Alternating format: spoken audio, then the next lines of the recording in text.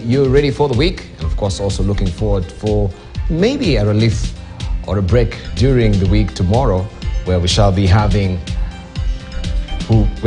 also celebrating Heroes Day.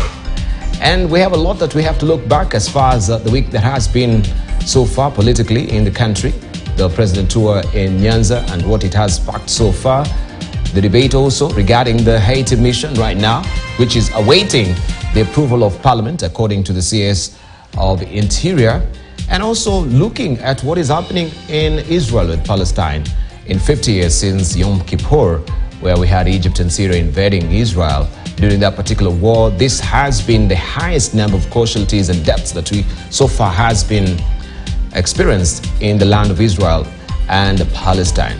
What is really escalating this particular war, and of course we have the Prime Minister himself, Benjamin Netanyahu, declaring a war, and this also has spooked the international markets, looking at the dollar and the yen, which has gained advantage on this particular war, and also the oil is bound to be also scuppered by the whole war issue within or that is being experienced between Israel and Palestine.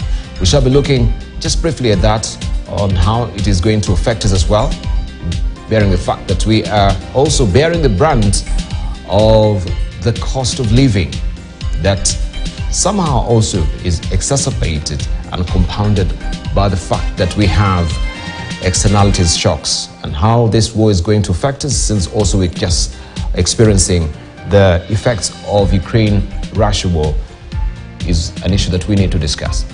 We shall be looking at what to look forward as well this week regarding the National Dialogue Committee, now that they have summed up their 60 days of hearing submissions from the public, and now they buckle down to make sure they come up with the reports and recommendations and moving forward. I'm joined this morning by a last member of Parliament. This is Adam Kanan. We shall be joined by Gladys Bos-Chule, who is the Deputy Speaker of the National Assembly. Also with us this morning, we'll be joined by Farah Malim, who is a Member of Parliament for Dadaab. Richard Onyonka, can see he's just sent me his ticket. He had a missing of his flights yesterday from Eldoret, so we shall be missing him this morning. But nonetheless, we continue with the show. But let's see how the weather will be today before we buckle down to business.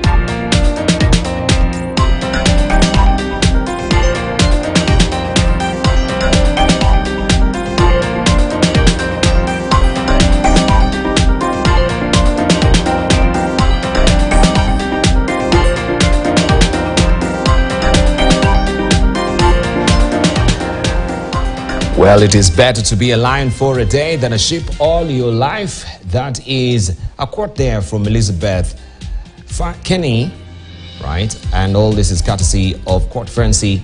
It is better to be a lion for a day than a sheep all your life. So be a lion, take advantage of the courage and the fear that you have within you. Of course, they always say courage is just a flip side of fear within you.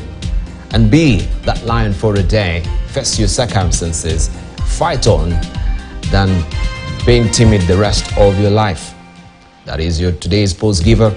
It's better to be a lion for a day than a sheep all your life.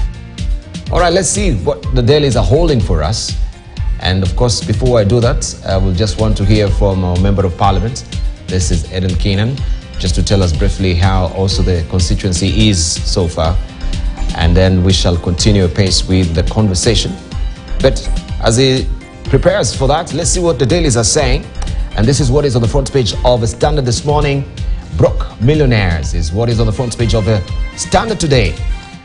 Tender gamble. Doing business with government can be lucrative, but in some occasions the money has always been on paper. With pending bills running into hundreds of billions, government suppliers are regretting their business decisions to wade into the tender business. And this is a story that we want to follow on page 4.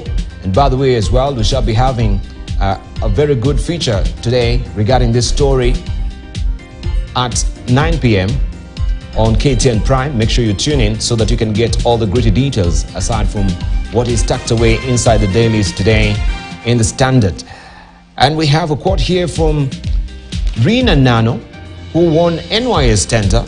She says, "At the moment, I don't even know my fate. I'm now waiting for the creditors to come and take the remaining things that I have." Also, we have Simon Gishuki, who is the Secretary General of the Association of Public Suppliers. He says, quote unquote, "If a new governor comes into office today, forget that money. We have suffered the most because of a regime change, and you are reduced to nothing." And all that story, as I've mentioned, you have it on page 4 of the Standard this morning. Details of how many Kenyans have suffered who are doing business with the county government. And we know the pending bills has been such a thorny issue. Most of them have not been paid. And it seems there is always a preferential treatment when it comes to paying these suppliers.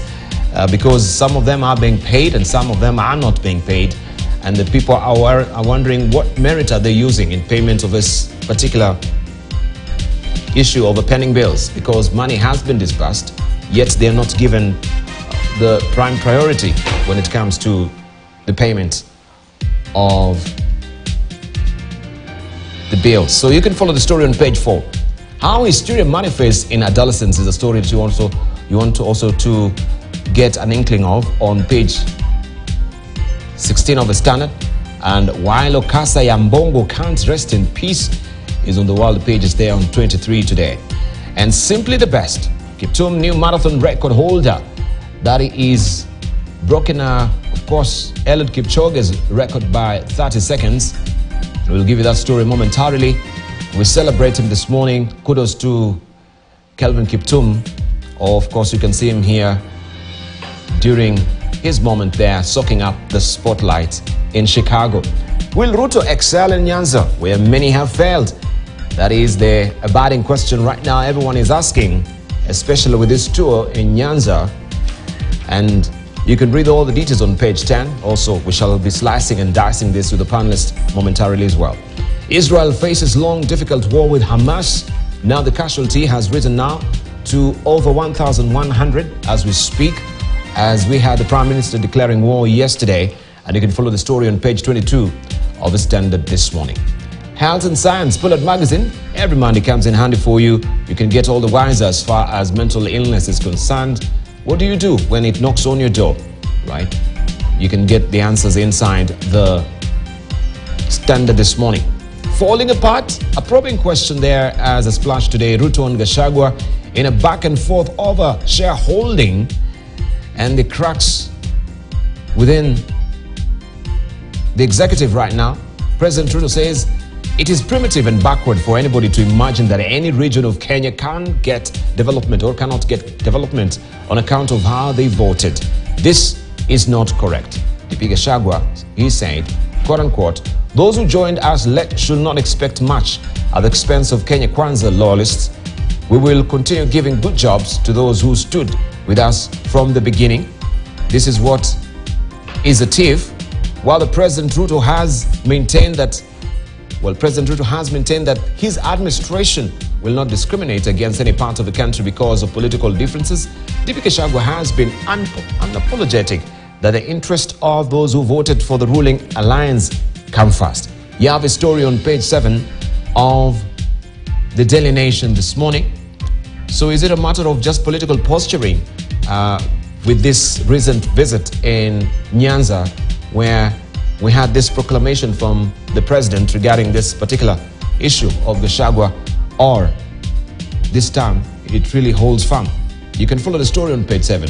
And why scholars were locked out of top law council job, and former council of legal education board chairman, that is Githu Muigai, says they did not meet minimum requirements. You can follow the story on page 8 of the Daily Nation. Record breaker there, Kiptum's road to greatness is tucked away on the back page of the Daily Nation this morning. Kenya's Kevin Kiptum celebrates after winning the 2023 Bank of America Chicago Marathon in Chicago, Illinois yesterday in a world record time of 2 hours and 35 seconds, lowering the previous record of 2 hours, 1 minute and 9 seconds held by compatriot Eliud Kipchoge. And also hundreds killed and thousands injured in fighting between Israel and Palestine. You can follow the story on page 18 of the Daily Nation this morning. On top there we have a teaser. Inside governors fight for roads billions. The fight for control over nearly 100 billion shillings collected by the Kenya Roads Board from the fuel levy annually has emerged as a new battlefront between governors and the national government that has threatened to spill to the courts. You have the story on page 10 of the Daily Nation this morning. 84.5 billion shillings what Kenya Roads Boards collected from fuel levy in 2020-2021, and that is the story that is well fleshed out for you on page 10. We have also serialization there of a book on this is Chisone's death and the battle to save my career. That is Silverstein, if I'm not wrong, on the page 2 and 3. Let me just head over there so that I don't misinform you. And there's a story that you want to follow there. Chisone's death and fight to save my career. This is none other than an American cardiologist in Kenya by this, yes, David Silverstein. You can follow his story inside the Daily Nation this morning. Let's see what the Star is holding for us. Ruto's succession battle threatens unity in rift is what is on the front page of the Star this morning. Possible successor include CS Murkomen, and Senator Aaron Cheriot is all about supremacy was at the center of a struggle as fight for president's hair for the 2032 general polls. The story continues on page 6 of the Star this morning. And KWS team do the heavy lifting as they load a buffalo into a truck. And you can see them here hard at work. Veterinary team loading one of the buffaloes captured at All Vegeta Conservancy for translocation to Tundra Conservancy in Laikipia. And you can follow the story inside the Star this morning. Also, Ruto fires warning shot at cartels as he moves to save sugar industry. We have Guvui secondary students celebrating headmistress 47 years after leaving school. That is a story that you want to follow on page 8 of the Star this morning. And hundreds of senior police officers moved as new transfer policy takes effect.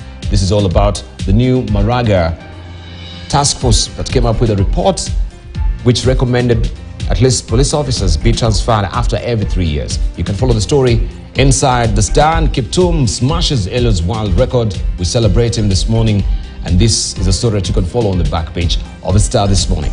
Let's buckle down to see what is happening in Taifa Leo. Kuna kitu kipya hapa. This is what Taifa Leo is holding as a splash.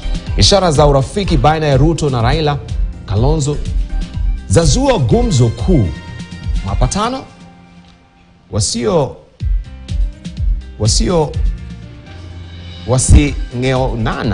wasigeonana uso kwa macho baada ya uchaguzi mkuu uliosababisha maandamano makali, ila kwa sasa viongozi wa Azimio wameanza kuchangamkia Rais Ruto huku wakimponda Gachagua.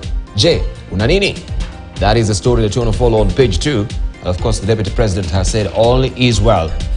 There is no fraction, and this is just the peddling of the media. You can follow the story inside the Taifa Leo this morning. We can buckle down now to business. Kenya to compel foreigners to buy local health cover is what is a splash on the front page of the Business Daily this morning. Plan will hand local insurers A major windfall. New fund to replace NHIF to be one of the biggest winners. You can follow the story inside the Business Daily this morning. And it says all visitors to Kenya will be compelled to buy a local health insurance cover in the country, irrespective of the duration of their stay, creating a new cash cow for the insurance industry from the more than 1.5 million foreigners who arrive annually. That story continues on page 2 of the Business Daily this morning. Safaricom house suppliers are spending breaches 100 billion shillings. Safaricom more than halved the number of suppliers in the 6 years to March this year, despite the total procurement spending on local and foreign businesses crossing the 100 billion shillings mark. You can read the rest of the details inside the Business Daily this morning. Also, Kenya imports from Russia, Ukraine hits 51 billion shillings. Expenditure on imports from Russia and Ukraine climbed nearly fourfold in the first half of the year. Official data showed on Thursday, driven largely by increased orders of wheat and maize grains. You have the story on page 4 of the Business Daily this morning. Telecom Kenya loses 1.6 million customers, and pension funds assets up 127 billion shillings on NSSF new rates. Pension funds assets rose by 127 billion shillings in the first half of this year, boosted in part by the introduction of higher mandatory contributions to the National Social Security Fund, NSSF, and exchange gains on offshore investments. Excuse me. This story continues on page 14 of the Business Daily. We can cross over now to Uganda, where Rwanda is asking Uganda to arrest a Chinese investor. Send him to us. That is what the sub-headline is saying. You can read the rest of the details and find out who this is that Rwanda is seeking from Uganda. And prayer breakfast, reject politics of identity, Museveni says during the prayer breakfast there. You can read all about it inside the Daily Monitor in Uganda. Also the story of how Israel is bleeding right now, with the casualties rising to over 1,100 so far as we speak. This is the latest on the front page of the Daily Monitor if you're waking up in Uganda. Also, FDC unveils newly elected leaders. You can read all about it and find out who these new fresh faces are inside the Daily Monitor this morning. Right, why top Indian university will award Samia honorary PhD? India's Jawaharlal Nehru University will tomorrow confer a honorary doctorate on President Samia Suluhu Hassan in recognition of her achievements in diplomacy and accelerating people-centered development in Tanzania, among other successes. You can follow the story on page 3 of the Citizen this morning. Government now putting more emphasis on geophysical research. That is the story that you want to follow inside the Citizen this morning. And the New Times is holding this particular splash for you. Carbon markets, a look at Rwanda's probable prices. That is the story that you want to follow inside the New Times. If you're waking up in Rwanda this morning, blockchain technology could offer best opportunity to attain optimal prices in carbon markets.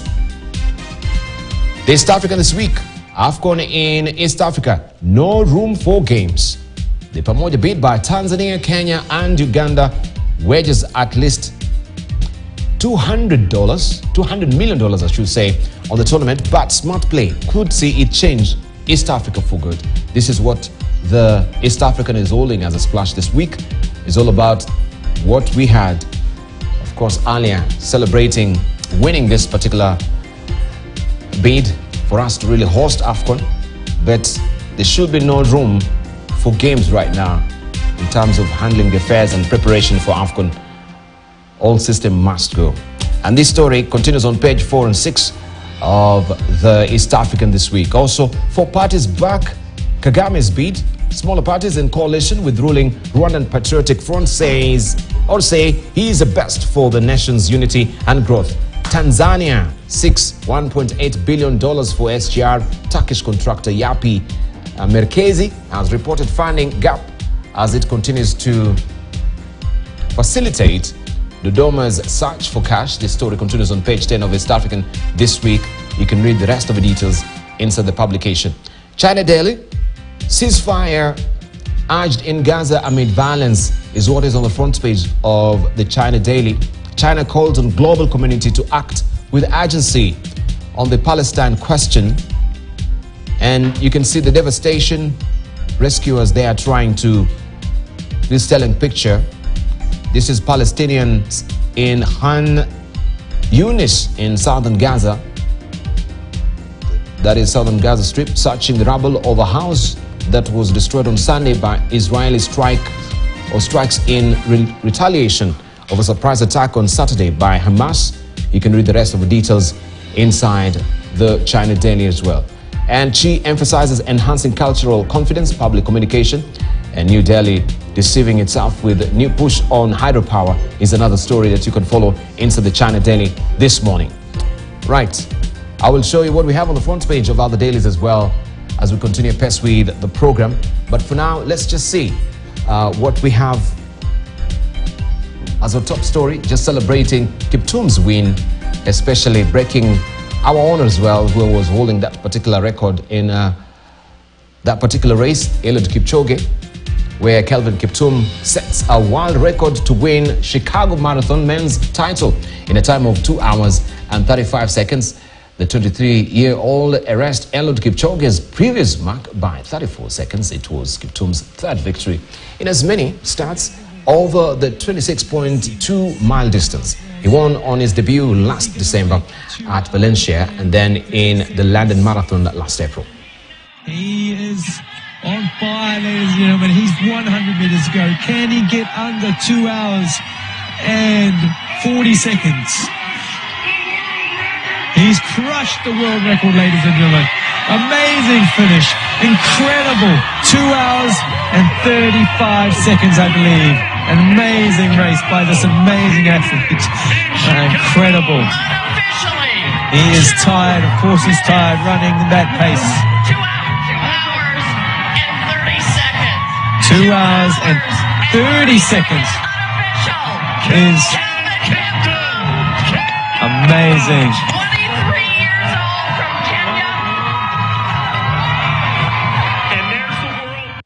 All right, firing from all cylinders. There is Kiptum, and of course, we want to just give this moment to Gladys Boss-Cholet. She says, of course, she comes from the county of the champions.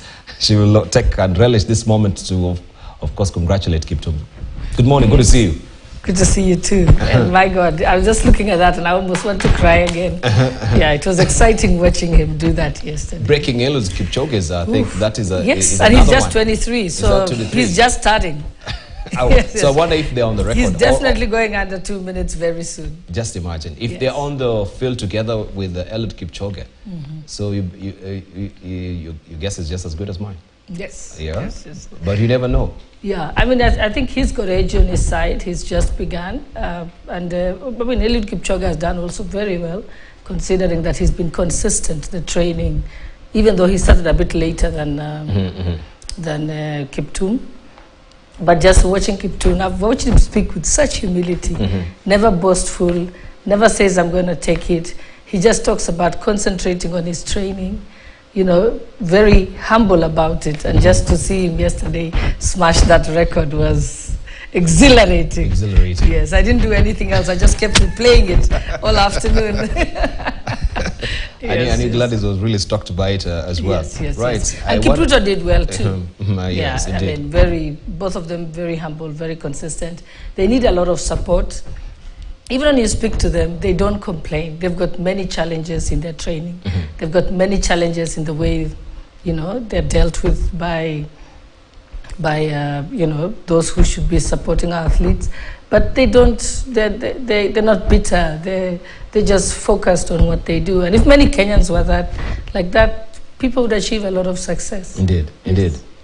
So now there is sports also for the parliamentarians. And I wonder also, what Aidan Keenan, which sports he plays as well. We would love to know from... I'm in charge of, I'm the captain of the hiking team. Of the hiking team? Yes, mountaineering. Keenan? Yes, one time actually I was one of the best volleyballers actually in the country. In the country? In the country, yes. I played nationally. Oh, okay. But right now because of age and because of time, I no longer play. But they're indoors as well. Yes, a lot. I can tell you at least hardly a day or two passes without me covering some 10, 15 kilometers in other ways. So I'm also a sports person in my own little way. And Farah Malim? Good to The see you. best Good part morning. is being in the cheering squad. As Kiptum breaks the record. Good morning. Actually, morning to you. How are you? You're very well, thanks. Watch this space. Now that there's money in running, and we have relative, tranquility in the country, we're able to develop some of these things in far-flung areas. What I'm talking about is in the rural pastoralist areas. You see these Kalenjins who run very fast. That streak of genes comes from us. We're related way down. You know what I mean? Our ancestors are one at one time. So you watch what's going to happen in the north shortly. Actually, there's something called the Hamitic myth. The Hamitic myth. Hamitic myth, yeah. Yeah, the Hamitic myth. Down some 220 years ago, we were one somewhere in Baal Ghazal. And you can see minus Christianity, minus Islam, minus so many other newly found. Culturally, actually, have so many things in common. So if you look at even the numbering from 1 to 10, the names. So I think that's something for. No, not just the 10s. I mean, about 25 to 30% of our language can be traced to Kalenjin. And by the way, let them go and check their DNA. All Kalenjins. I'm serious. The few I know who check their DNA, about 20% of their DNA is Somali. Actually, say Somali. Yes. Even from your language, you have, some. Yes. Some about almost 25% of the language. 25%. Yeah. In Kalenjin. 100 they call it Bohol, we call it Bohol. 50 we call it Kontom, they call it Konom. 10 they call 30 they call it Sosong. we call it Sodom. 40 we call it Afartam, they call it Artam. Yeah. 10 we call it Tomon. The same thing. 9 is Sagal, they also call it Sogol. Yes. 8 we call it Sidet, they call it Sidet. We call 6 we call it Leh, they call it Loh. Yeah. Here we call it Kilkil. They call it what? What do you call it here? Kulkul. This is kulkul. No, if you go and then every time you see rob, it's rain. You see the one who was born when it was raining in Somali, it's Rob Le. The one who was born during the rain. So Rob is also rain for them. Kiprop. Kiprop. Yeah, Rob is rain. Rob is rain. Muzi is Ara. We call it also the same thing. Ari Ara. About 25 to 30% of the language can easily be traced